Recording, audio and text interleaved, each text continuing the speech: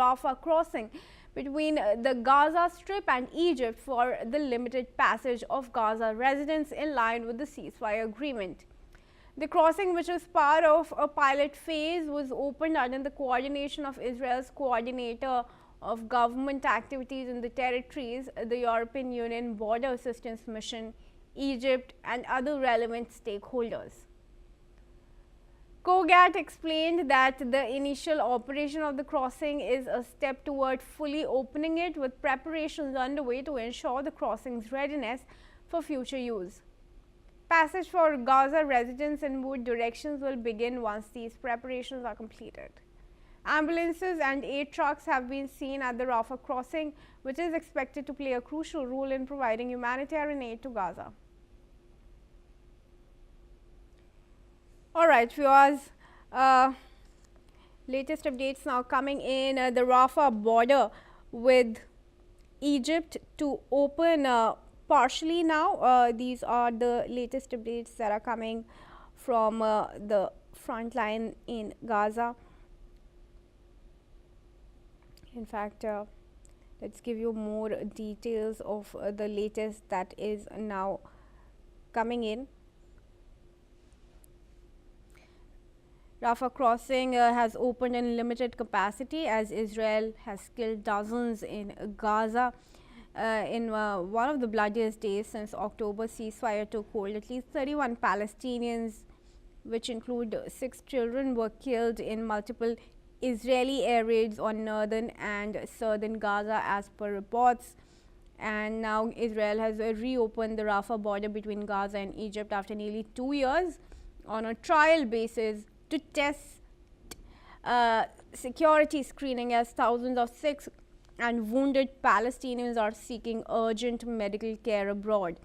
Israeli forces have now reportedly killed about 509 Palestinians and more have been wounded since the start of what is being claimed as the ceasefire.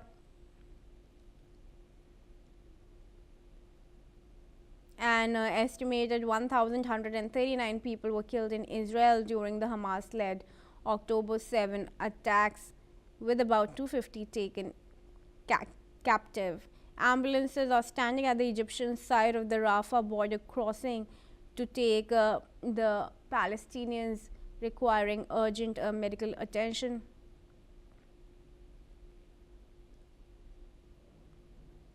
The attack is coming a day after more than 30 Palestinians were killed, and Gaza residents are not expected, however, to pass through the Rafah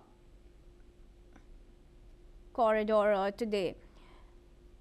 More details are emerging on Rafah crossing's reopening. While it just opened, a security source has reportedly said that Gaza residents are not expected to pass through it today.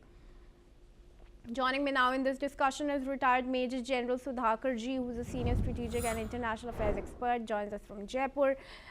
General Sudhakar, thanks very much for joining me. Of course, the Rafah crossing has reopened the next to Egypt, but only when so many Palestinians have been killed in Israeli strikes, and these Palestinians, of course, requiring now urgent medical care and attention. How are you viewing the latest round of strikes in what is being claimed as ceasefire?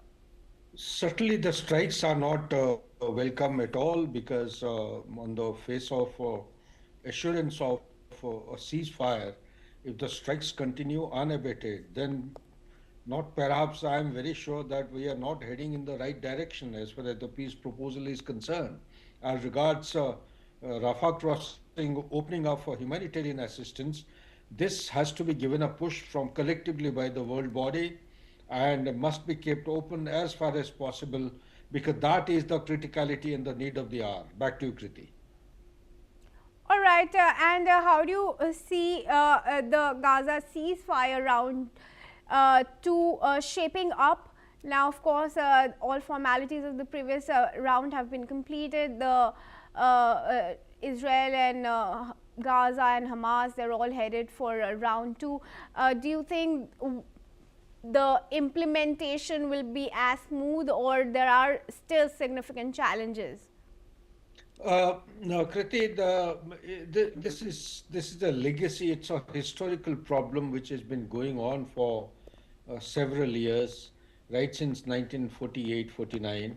And to find a permanent and lasting solution is a very tall order. However, at least we are looking at a very high-end objective, working for it, and whether it happens or not, it's a matter of time. It all depends on the relevant stakeholders.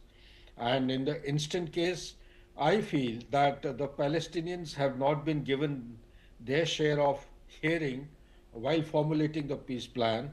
Therefore, the trust is the biggest victim that needs to be factored in into the peace plan, and some kind of mechanism must be worked out. As regards to progress that you are asking, I personally feel some head start has been made, some beginning has been made, and with that positivity, less for one hostage, I suppose, the body of whom is yet to be delivered or transferred. Rest all hostages have been accounted for and have been handed over back. The live as also the mortal remains of the hostages. That's a very good beginning.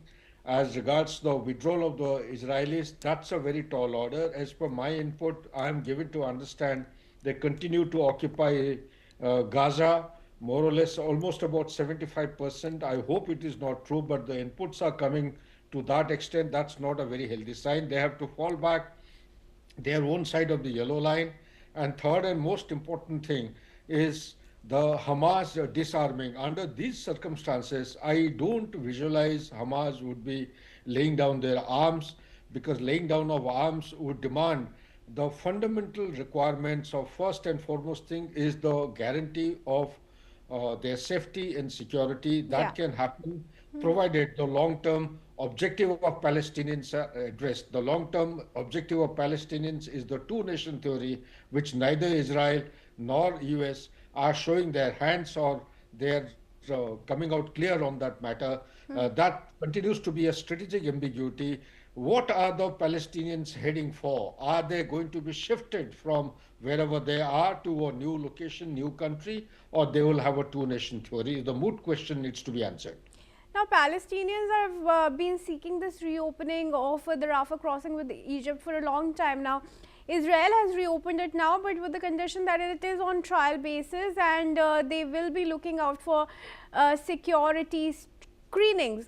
And now, if that is disrupted, what should we expect then? Will Israel launch further strikes? Absolutely. That's a very, I would say, spot on question that you have asked.